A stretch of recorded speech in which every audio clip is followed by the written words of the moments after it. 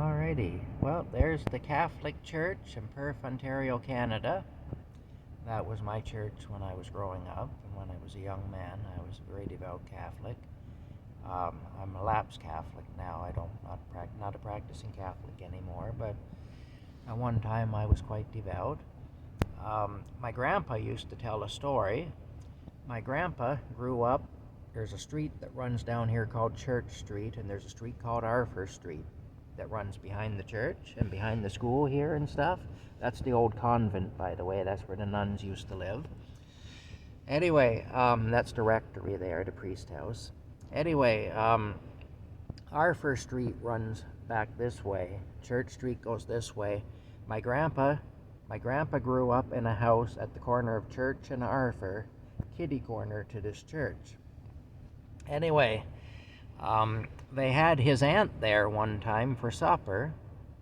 They were at the table eating, and a bolt of lightning struck the church steeple.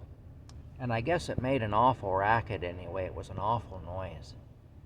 And it frightened his aunt so much that she passed out and fell out of her chair and landed on the kitchen floor. Well, they revived her by dumping a bowl of soup in her face. That's how they brought her back around. This was back in the 1920s. And they threw a bowl of soup in her face anyway, and that brought her back around. But I guess the noise of it, when the lightning hit the steeple, it frightened her so bad that she passed out. Anyway, that's the story there. That's kind of a neat story, but let's get out here. I'll show you some things. First thing I want to do is I want to bring up a picture here. Let's see if I can find a picture here. Well, there's another neat story here too. This house over here is a house called Ingava, and it was the home of Robert Lyon. And I'll tell you a little bit about Robert Lyon. Robert Lyon was the victim in the last fatal duel which occurred in Canada. Dueling became outlawed after this, but it was the last legal duel that was ever engaged in Canada. Robert Lyon and a fellow by the name of Wilson, I can't remember his first name now, but he was a Wilson. They ended up fighting a duel with pistols over a young school teacher. I guess Robert Wilson had been, Robert Wilson, that was the guy's name. Robert Wilson had been, or was it? No, Robert Lyon. Yeah, I don't know what Wilson's first name was. But Wilson and Lyon got into a dispute. I guess Lyon was Wilson's, Lyon, I think, was engaged to the school teacher is how it went. And Lyon was engaged to the school teacher, and Wilson had been going around saying some things, or there were some rumors going around that Wilson had said some things. And those rumors were being propagated by a fella by the name of Henry Lelivier. And Henry Lelivier was also interested in this school teacher. There were three of them that were wanting to be with this school teacher. I think Lyon was actually with her, but Wilson and Lelivier were both interested in her. Anyway, Lelivier was a friend of Lyon's, and Lelivier was stirring things up between Lyon and Wilson. Anyway, Lelivier said that Wilson told Lyon that Wilson was saying some things that weren't very nice about this young lady who he was engaged to. And Lyon was an apprentice lawyer. He worked for his uncle. His uncle's last name was Radcliffe, and his uncle had a legal practice downtown, and Lyon was actually working for his uncle, and he was staying in this house. The story goes that they met down by the river at a place now called Lastoule Park. They had changed gunfire with these dueling pistols they had. The first to change the gunfire, they both missed. They weren't very accurate, those pistols. They used a great big ball and stuff, and you had to go through the whole thing of stuffing the powder into them, and it was yeah. Anyway,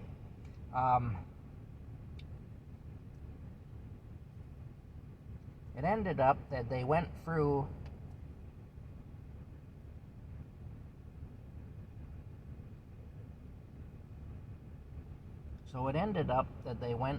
this thing of they went through this thing anyway of, yeah, there we go. All right. They went through a thing anyway of they changed gunfire and they both missed. Well, Lyon, at that point, the seconds, who were supposed to be the assistants to the duelist, were supposed to get together and arrange a truce, if it was possible. If it couldn't be done, then they had to change fire again, and they had to keep going through this process until they had agreed to disagree, or one of them had been killed. Well, Lelivier refused to arrange a truce, and so they had to change gunfire again. The second time, Lyon got hit. Wilson fired on Lyon and hit him. And Lyon, of course, he fell down and everything. It was bad. They tore a shingle off a nearby house, and they used it as a stretcher, and they carried Lyon back to this house here, which was his home. And apparently they laid his bleeding body as he was dying out on the parlor floor in there, and that's where he died. They carried him home on this shutter off a house, and that's where he died anyway. Just tore a shutter off a house, used it as a stretcher. Anyway, that's where he died. And the blood stains were still in the floor even years later. My dad and my grandpa had both been in that house, and they said that they saw the blood stains in the floor, you know. Anyway, let's get out here. We'll look around.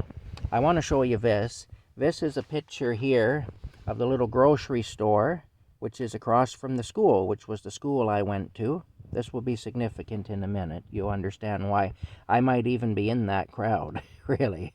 They only let 2 of us in at a time because it was just a small store.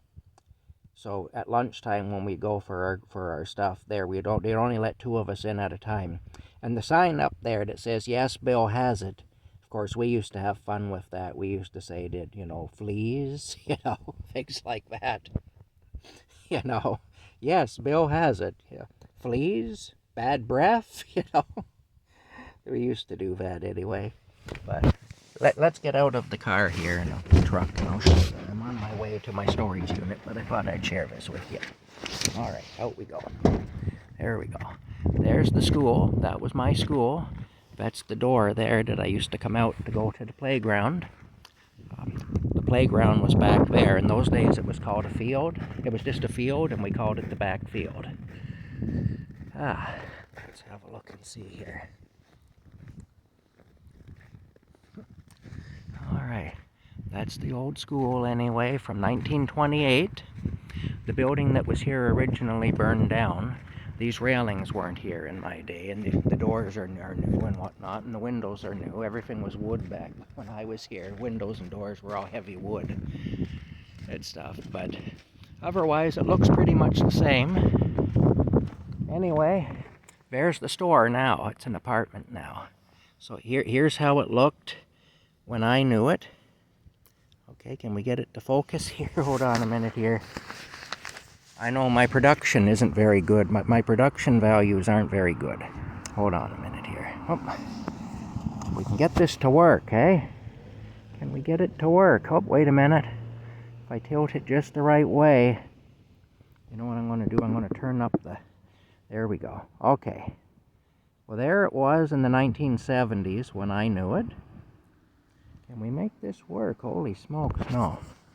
Okay, we turn the resolution down a little bit. There we go. There it was in the 70s when I knew it. Let's see if we can get it to work here.